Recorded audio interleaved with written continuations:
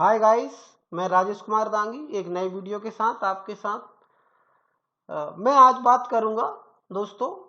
अभी लेटेस्ट है 4-5 घंटे पहले हमने न्यूज़ पे देखा, नेशनल रिक्रूटमेंट पॉलिसी 2020 को इंट्रोड्यूस किया गया है। इसको कैबिनेट ने मंजूरी दे दी है दोस्तों। तो मैं ज़्यादा समय ना लगाते हुए डायरेक्ट पॉइंट पे आता हूं दोस्तों। जैसे ही ये डिसीजन लिया गया, सभी लोगों के मन में कुछ क्वेश्चंस आ रहे हैं दोस्तों। उन क्वेश्चंस को हम आज बात करेंगे। ये वीडियो बनाने का उद्देश्य सारे डाउट हम क्लियर करें।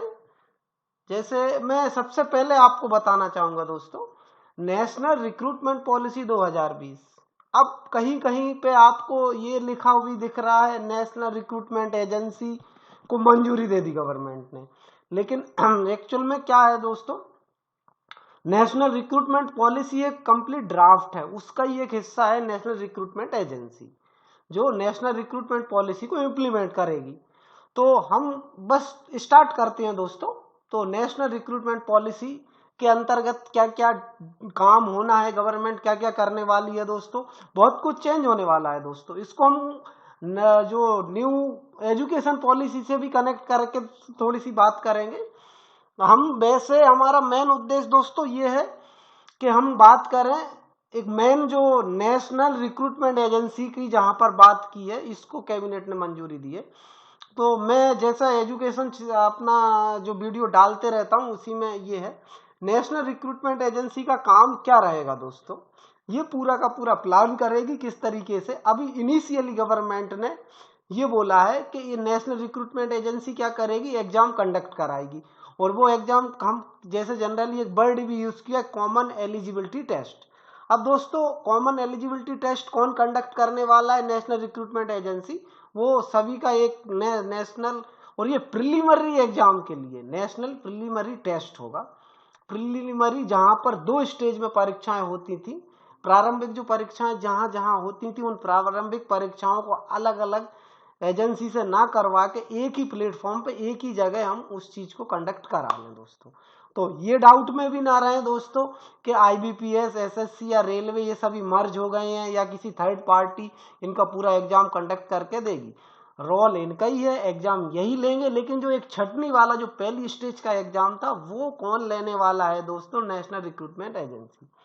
तो इसमें हम आगे बात करेंगे इसकी चैलेंजेस क्या रहेंगे, इसके बेनिफिट क्या रहेंगे मतलब आने वाले समय में, और आगे इसमें और क्या क्या होने जाएगा दोस्तों। तो हम और भी समय समय पर इसके अपडेट पे वीडियो हम बनाते रहेंगे। तो दोस्तों क्या है, कॉमन एलिजिबिलिटी टेस्ट है ये प्रिलिमिनरी एग्जाम के लिए। जैसे हमने अभी एसएससी में एक फर्स्ट स्टेज का एग्जाम होता है, टायर 1 का होता है। बैंक पहले लेती है, फर्स्ट प्रिलिमिनरी एग्जाम रहती है प्रारंभिक परीक्षा। रेलवे भी फर्स्ट स्टेज लेती है दोस्तों। उसी टाइप से ये ना लेके जो प्रारंभिक छटनी का जो एग्जाम है, वो ना लेके कौन सा कॉमन प्रिलिमिनरी टेस्ट जो होगा, या उसको हम कॉमन एलिजिबिलिटी टेस्ट लेंगे। इसका एक वैलिड स्कोर कार्ड मिलेगा और उसकी वैलिडिटी 3 साल रहेगी दोस्तों।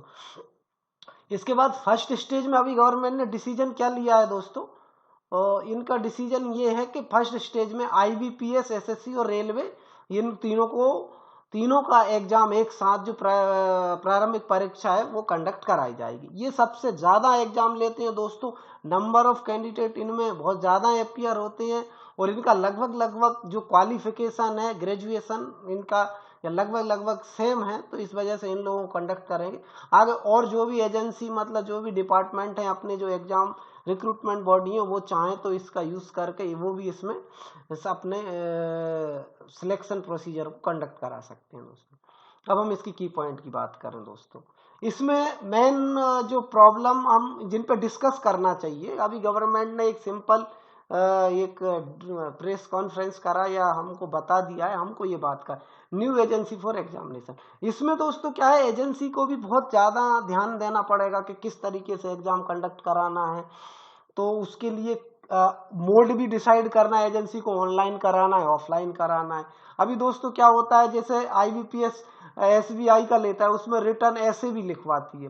तब उस ऐसे, हालांकि सेकंड स्टेज में है, प्राइमरी में कुछ ऐसे एग्जाम रहते हैं जिनके सिलेबस अलग अलग, आईबीपीएस का सिलेक्शन क्राइटेरिया अलग है, एसएससी का जो प्राइमरी जो टायर 1 है उसके कुछ अलग सिलेबस है। तो इस एजेंसी को क्या करना पड़ेगा, कोलैबोरेट, कंबाइन करना पड़ेगा सारे के सारे उसको। तो एजेंसी को दोनों जगह पे बात करनी पड़ेगी कि एग्जाम वो एजेंसी को किस तरह की एजेंसी हो, ऑनलाइन कैसे कंडक्ट कराए और ऑफलाइन कैसे कंडक्ट कराए। अब दोस्तों सीईटी एग्जाम का सिलेबस, अब सिलेबस क्या होता है दोस्तों कि अलग अलग, जब हम अभी से देखते हुए आ रहे हैं, जैसे आईबीपीएस एग्जाम लेता है, आरआरबी में ग्रेजुएशन होती है, क्लर्क में ग्रेजुएशन होती है, रीजनल रूरल बैंक में और ऑफिस असिस्टेंट, इनमें सभी में कॉमन जो क्वालिफिकेशन है वो ग्रेजुएशन है, स्नातक पास होना चाहिए दोस्तों। लेकिन जो एग्जाम का पैटर्न है, डिफिकल्टी लेवल वो अलग अलग है। आप देखेंगे आरआरबी जो ऑफिस असिस्टेंट का जो प्राइमरी एग्जाम है फर्स्ट स्टेज का, वो काफी थोड़ा सा सिंपल सिलेबस या सिंपल डिफिकल्टी लेवल बहुत कम रहता है, जबकि आरआरबी पीओ का डिफिकल्टी लेवल बहुत हाई रहता है। अब हम बात करें एसएससी की, तो जो सीजीएल जो एसएससी का होता है, कंबाइंड ग्रेजुएट लेवल, वो एग्जाम रहता है, वो थोड़ा सा टफ होता है, और दूसरे जो रहते हैं उनमें थोड़ा सा कम आता है। कुछ 12वीं लेवल के एग्जाम भी रहते हैं, हम बात करें 12वीं का जो एग्जाम रहता है, कंबाइंड हायर सेकेंडरी का एग्जाम रहता है, उसका भी लगभग पेपर पैटर्न सेम है, लेकिन सिलेबस उनका और जो क्वेश्चन सिलेक्शन का क्राइटेरिया वो बहुत अलग है। तो ये कॉमन सिलेबस भी रिलीज करना पड़ेगा। तो दोस्तों क्या होता है, एसएससी ने अपना कुछ सिलेबस दे रखा है, रीजनिंग उसका उसका कुछ अलग टाइप का रीजनिंग है, एप्टीट्यूड अलग है, बैंक का रीजनिंग अलग है, डाटा इंटरप्रिटेशन उसमें आएगा। अब बैंक का क्राइटेरिया क्या रहता है, बैंक को किस तरह के एम्प्लॉय चाहिए, कैसा माइंड चाहिए, उनका उनका थॉट प्रोसेस अलग है एग्जाम कंडक्ट कराने का। तो अब ये थोड़ा सा हमको देखना पड़ेगा कि इसमें किस तरीके से जो एजेंसी है काम करती है, कि वो किस तरीके का कॉमन सिलेबस कैसे डिसाइड करेगी और उसको किस तरीके से कंडक्ट कराएगी। अब मोड ऑफ एग्जामिनेशन, अब ये भी तय करना पड़ेगा। एसएससी अभी अधिकांश टाइम ऑफलाइन होते हुए आया है, बहुत ज्यादा लोग अपियर होते थे। बैंक के एग्जाम में वो ऑनलाइन होते आए, रेलवे ने भी अभी ऑनलाइन लिया, लेकिन रेलवे के बहुत सारे कैंडिडेट हैं, उस वजह से उसने एक कॉमन ऑनलाइन एग्जाम लेने में दिक्कत आई। अब ऑनलाइन एग्जाम लेने में रिसोर्सेज बहुत कम है, रिसोर्सेज कम होने से क्या होता है, नंबर ऑफ नोड या कंप्यूटर कम है। अब हम डिसाइड क्या करते हैं कि एक दिन हो, 10 दिन तक एग्जाम चलेगा, या 4 दिन 5 दिन एग्जाम चलेगा। फिर उसमें स्केलिंग नॉर्मलाइजेशन में भी कई कई बहुत सारे चैलेंजेस उसको फेस करने पड़ते हैं, मींस सेटिस्फाइड करना पड़ता है कैंडिडेट को कि नॉर्मलाइज किस तरीके से करा। वैसे एसएससी एक ही एग्जाम लेता था, उसमें कोई इस तरह से नॉर्मलाइजेशन की प्रॉब्लम नहीं आती थी दोस्तों। तो ये ऑनलाइन ऑफलाइन देखना पड़ेगा, एक साथ कराएं या 10 दिन कराएं, 12 दिन, नंबर ऑफ कैंडिडेट हो सकता है अलग अलग हो। अब और कुछ कुछ ग्रेजुएशन एग्जाम में क्या होता है, जैसे रेलवे लेती है एनटीपीसी के अलावा स्पेशल इंजीनियर का एग्जाम लेती है दोस्तों। अब कहीं कहीं इंजीनियर का एग्जाम, आईटी ऑफिसर का एग्जाम आईबीपीएस भी लेती है। दोनों में आईटी मींस कंप्यूटर साइंस की जरूरत होती है। अब इस कुछ एग्जाम में, जबकि रेलवे भी लेती है, एसएससी ऐसा कोई एग्जाम नहीं लेती है। तो अब कोई ना कहीं डिसाइड करना पड़ेगा क्राइटेरिया। अब एग्जाम भी हमको कैसे डिसाइड करना है, ऑनलाइन कैंडिडेट कम मिलेंगे आपको, ऑनलाइन उनको कंप्यूटर की ट्रेनिंग होनी चाहिए कैसे कंडक्ट कराना है। अब दोस्तों एक और हमको यहाँ पर मेन देखना पड़ेगा, नंबर ऑफ वैकेंसी और टाइप ऑफ वैकेंसी। इसमें भी हमको फोकस करना पड़ेगा कि नंबर ऑफ वैकेंसी के हिसाब से क्वालिफाइंग मार्क्स कितने रखे जाएं।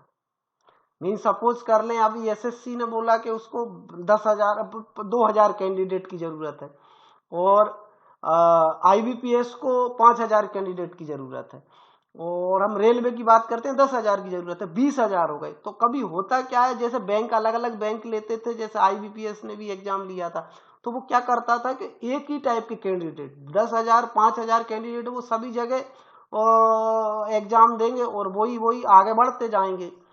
तो कहीं ना कहीं उसमें भी ये ध्यान देना पड़ेगा। अब नंबर ऑफ वैकेंसी के हिसाब से आप कितने लोगों को क्वालिफाई करना चाहेंगे। आप 50,000 को क्वालिफाई करेंगे तो फिर क्वालिफाइंग लिमिट में आपको एक थ्रेशोल्ड वैल्यू रखनी पड़ेगी कि 75% हमको इस कैटेगरी को क्वालिफाइंग रख दें, उसका वैलिड हो गया स्कोर कार्ड, फिर सेकेंड स्टेज में वो डायरेक्ट अप्लाई कर सकता है। तो ये हो गया। और हमको कितने परसेंट कैंडिडेट को क्वालिफाई करना है, या मान लें 20,000 की वैकेंसी है तो हमको 1,00,000 लोगों को ही वैलिड स्कोर कार्ड इशू करना है। दूसरा, हमको मिनिमम भी तय करना पड़ेगा कि हमको 40% से कम मार्क्स पे किसी को हमको स्कोर कार्ड देना नहीं है। तो ये सारे भी क्राइटेरिया अभी फिक्स करने हैं, अभी बहुत बड़ा काम है। हम खाली रिक्रूटमेंट उसको नहीं समझे, नेशनल रिक्रूटमेंट एजेंसी को ही पॉलिसी ना समझे दोस्तों, वो काम उसको बहुत करने। अब दूसरा हो जाता है एम्प्लॉयबल क्वालिटी। अब एम्प्लॉयबल मतलब एम्प्लॉय जो हमको चाहिए, एसएससी को किस तरह का एम्प्लॉय चाहिए, बैंक को किस तरह का एम्प्लॉय चाहिए, रेलवे को किस तरह का एम्प्लॉय चाहिए, अलग अलग एम्प्लॉयबल क्वालिटी होती है दोस्तों। तो वो अलग अलग क्वालिटी हमको देखनी पड़ेंगी, तो वो भी एक चैलेंज है। एज लिमिट और क्वालिफिकेशन भी एक चैलेंज है। Cut off and validity, cut off का भी थोड़ा सा मैंने बता दिया है। एज लिमिट भी अलग अलग एग्जाम के लिए, एसएससी में कुछ एग्जाम के लिए अलग है, बैंक की अलग है, रेलवे की अलग है, तो वहां पर हमको ध्यान देना पड़ेगा अलग अलग। उसमें भी फिर आगे की चीजें हैं वो, हालांकि सेकंड स्टेज में वो चीजें कवर हो जाएंगी। अब हम बात करते हैं, अब ये चैलेंजेस रहेंगे। चैलेंजेस वो भी एक की पॉइंट थे ये, बाकी ये चैलेंजेस कैसे, डिफरेंट कैटेगरी हो गई। अब different category SC ST OBC, इनको एक अलग टाइप से एक अलग अलग तय करना पड़ेगा, किसको कितना क्वालिफिकेशन मार्क्स पे तय करना है। तो यहाँ पर भी हमको अलग अलग वो क्राइटेरिया सेट करने पड़ेंगे। ये चैलेंज रहेगा। कॉमन एप्टीट्यूड, कॉमन एप्टीट्यूड रहेगा, तो वो कॉमन हमको एप्टीट्यूड भी ध्यान देना पड़ेगा कि कॉमन एप्टीट्यूड हमको क्या लेना है, मैथ कैसे पूछना है, बैंक का मैथ अलग है। और रिसोर्सेस फॉर एग्जामिनेशन, ये भी एक चैलेंज रहेगा। कोऑर्डिनेशन ऑफ स्टेट, अलग अलग स्टेट के अलग अलग बोर्ड हैं, क्वालिफिकेशन अलग है, वो भी अलग अलग स्टेट का कोऑर्डिनेशन बनाना चैलेंज रहेगा।